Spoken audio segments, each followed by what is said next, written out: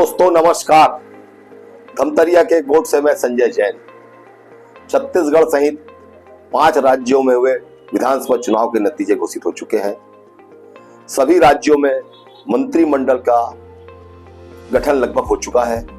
छत्तीसगढ़ में पहली बार एक मुख्यमंत्री के साथ दो मुख्यमंत्री बनाया गया है। इसी तरह राजस्थान में भी और मध्य प्रदेश में भी भाजपा पहली बार 1+2 का फार्मूला अपनाया है। भारतीय जनता पार्टी का केंद्रीय नेतृत्व इस बार छत्तीसगढ़ में पहली बार आदिवासी चेहरे को मुख्यमंत्री के रूप में सामने लाया गया है। वहीं डिप्टी सीएम के रूप में प्रदेश अध्यक्ष अरुण साव एवं युवा नेता विजय शर्मा को डिप्टी सीएम बनाया गया है। लेकिन मंत्रिमंडल का गठन अभी तक नहीं हो पाया है। मंत्रिमंडल के गठन को लेकर जनता सहित भारतीय जनता पार्टी के कद्दावर नेताओं की दुखी बढ़ी हुई है। आखिर मंत्रिमंडल में किसको शामिल किया जाएगा, किसको नहीं किया जाएगा। सूत्रों का तो यह भी कहना है कि शपथ ग्रहण में आए देश के प्रधानमंत्री नरेंद्र मोदी ने एक बंद लिफाफा प्रदेश के मुख्यमंत्री को सौंप दिया है। वह लिफाफा कब खुलेगा, उसमें किसका नाम होगा, यह तो भविष्य के गर्त में छुपा हुआ है। लेकिन एक बात बहुत स्पष्ट है, भारतीय जनता पार्टी का केंद्रीय नेतृत्व हमेशा अप्रत्याशित फैसले लेता रहा है। चाहे मुख्यमंत्री का चयन हो, चाहे उप मुख्यमंत्री का चयन हो, भारतीय जनता पार्टी हमेशा कुछ नया करने पर विश्वास करती है। भारतीय जनता पार्टी का एक फोकस यह भी है कि कुछ माह बाद पूरे देश में लोकसभा चुनाव होना है और भारतीय जनता पार्टी मिशन 2024 में अभी से जुट गई है।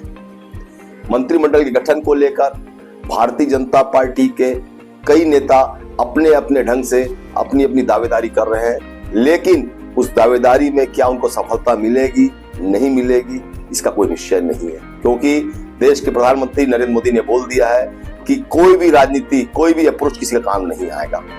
विधानसभा चुनाव में भारतीय जनता पार्टी के प्रदेश के कई कद्दावर नेता चुनाव में विजयी हो चुके हैं, जो पहले भी रमन मंत्रिमंडल में काफी समय तक मंत्री के रूप में अपना कार्य का बखूबी अंजाम दे चुके हैं, जिसमें प्रमुख रूप से बृजमोहन अग्रवाल, अजय चंद्राकर, केदार कश्यप, अमर अग्रवाल, लाल तौसंडी, पुन्नूलाल मोहिले जैसे कई दिग्गज इस चुनाव में विजयी हो चुके हैं। भारतीय जनता पार्टी का केंद्रीय नेतृत्व इस बार गुजरात की तर्ज पर हो सकता है मंत्रिमंडल का गठन करने की अनुमति दे दे, क्योंकि गुजरात में पूरा मंत्रिमंडल ही बदल दिया गया था। ऐसा कयास लगाया जा रहा है कि छत्तीसगढ़ में भी भारतीय जनता पार्टी इस बार पुराने चेहरे को छोड़कर नए चेहरे पर ज्यादा दांव लगा सकती है। नए चेहरों में ओपी चौधरी जैसे कई युवा लोग चुनाव में जीत कर आए हैं और भारतीय जनता पार्टी केंद्रीय नेतृत्व इनको इस बार मंत्री पद दे सकता है। पुराने दिग्गजों में कितने मंत्री को मंत्री पद दिया जाएगा, नहीं दिया जाएगा, इस पर अभी चर्चा ही चल रही है। क्योंकि जब तक मंत्रिमंडल के गठन का लिस्ट जारी नहीं होगा, जब तक सिर्फ कयास लगते रहेंगे। भाजपा का यह प्रयास है कि आने वाले लोकसभा चुनाव में इस बार भारतीय जनता पार्टी को प्रदेश की 11 लोकसभा में से 11 लोकसभा में जीत मिले। इसके लिए केंद्रीय नेतृत्व अभी से रणनीति बनाने में जुट गया है। भारतीय जनता पार्टी छत्तीसगढ़ में मंत्रिमंडल गठन को लेकर इसका गठन कब होगा, कौन कौन मंत्री बनेंगे, इस पर अभी कोई भी ठोस निर्णय नहीं हुआ है। लेकिन भारतीय जनता पार्टी के मंत्रिमंडल छत्तीसगढ़ में लेकर अटकलों का बाजार गर्म है। सूत्रों का दावा है कि इस बार मंत्रिमंडल में अधिकांश नए चेहरों को स्थान दिया जाएगा। छत्तीसगढ़ राज्य बनने के बाद भारतीय जनता पार्टी को पहली बार प्रदेश की जनता ने इतना बड़ा जनादेश दिया है।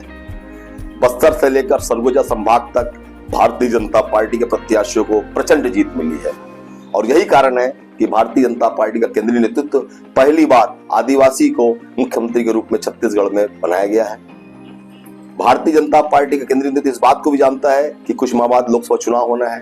भारतीय जनता पार्टी ने विधानसभा चुनाव में जो घोषणा किया था, मोदी की गारंटी, किसानों को 31 रुपए में धान खरीदी, महतारी वंदन योजना और भी बहुत सारे वादे जो जनता से भारतीय जनता पार्टी नेताओं ने किए हैं, उन वादों को भी पूरा करना है। हालांकि जैसे ही मंत्रिमंडल का गठन हुआ, मुख्यमंत्री तत्काल जाकर मंत्रालय पहुंचकर किसानों को 2 साल का बोनस, जो कि 25 दिसंबर को सुशासन दिवस पूर्व प्रधानमंत्री अटल बिहारी वाजपेयी जी के जन्म दिवस पर देना है, उसकी तैयारी, उसका आदेश अधिकारी हो चुके हैं। सबसे बड़ी योजना छत्तीसगढ़ की जो विधानसभा चुनाव में भारतीय जनता पार्टी को जीत दिलाने में सहायक रही है, वो है महतारी वंदन योजना, जिसमें महिलाओं ने विशेषकर भारतीय जनता पार्टी के पक्ष में जबरदस्त अपना मत दिया था। महतारी वंदन योजना कब से लागू हो गया, उसमें किन महिलाओं को 1000 महीना दिया जाएगा, उसके नियम और शर्तें क्या होगी, उसको कैसे पूरा किया जाएगा, इसको लेकर भी प्रदेश की लोगों की नजरें टिकी हुई है। इन सब के बीच भारतीय जनता पार्टी का मंत्रिमंडल गठन कब होगा, क्योंकि प्रदेश में जब तक मंत्रिमंडल गठन नहीं होगा तब तक जनता की शासन की योजनाओं को या जनता के बीच जो भी भारतीय जनता पार्टी के कार्य है उसको पहुंचाना संभव नहीं है। एक तरफ भारतीय जनता पार्टी गठन के बाद प्रदेश में बुलडोजर की भी चर्चा जोरों पर है, क्योंकि प्रदेश में कई स्थानों पर बुलडोजर की कार्रवाई लगातार जारी है और जनता का मानना है कि यह कार्रवाई लगातार होनी चाहिए। भारतीय जनता पार्टी इस चुनाव को लेकर काफी रणनीति के साथ चुनाव लड़ी थी और रणनीति के चुनाव लड़ने के साथ ही नरेंद्र मोदी का जो चेहरा रहा है वो सबसे महत्वपूर्ण माना जा रहा है, क्योंकि मोदी की गारंटी में लोगों का विश्वास है और मोदी की गारंटी के चलते ही लोगों ने भारतीय जनता पार्टी के पक्ष में मतदान दिया है। भारतीय जनता पार्टी में छत्तीसगढ़ को लेकर काफी चर्चाओं का बाजार गर्म है। सूत्रों का कहना है कि संभवतः 2 से 3 दिनों में मंत्रिमंडल गठन हो जाएगा। मंत्रिमंडल के गठन की लिस्ट भी प्रदेश के मुख्यमंत्री विष्णुदेव साय के पास पहुंच चुकी है। लिफाफा खुलेगा, उसके बाद ही मंत्रियों के नाम स्पष्ट होंगे।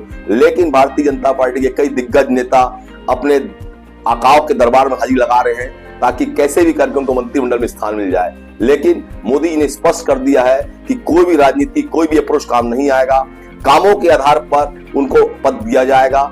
जैसे कि ओपी चौधरी, देश के गृह मंत्री अमित शाह ने जब विधानसभा चुनाव में पार्टी के पक्ष में प्रचार करने आए थे तब उन्होंने वर्तमान मुख्यमंत्री विष्णुदेव साय के कहा था कि जनता से बीच वादा किया था कि अगर मुख्यमंत्री बना इनको चुनाव में जिताएंगे तो इनको बड़ा आदमी मैं बनाऊंगा। उसी तरह आईएएस से इस्तीफा देकर राजनीति में सक्रिय हुए ओपी चौधरी को उन्होंने वादा किया था कि आप इन्हें जिताएं, मैं इन्हें बड़ा आदमी बनाऊंगा। तो जैसा कि अमित शाह ने वादा किया था उसके आधार पर यह बहुत स्पष्ट है कि ओपी चौधरी को काफी महत्वपूर्ण विभाग मिलेगा। हो सकता है उनको गृह विभाग जैसा भी, अजय चंद्राकर, ब्रिजमोहन अग्रवाल, इनके पास भी काफी लंबा होना रहा है। इनका अनुभव को भी पार्टी लाभ लेना चाहती है। अब देखना यह है कि भारतीय जनता पार्टी केंद्रीय नेतृत्व पुराने नेताओं पर दांव लगाता है या नए चेहरों पर विश्वास दिखाता है।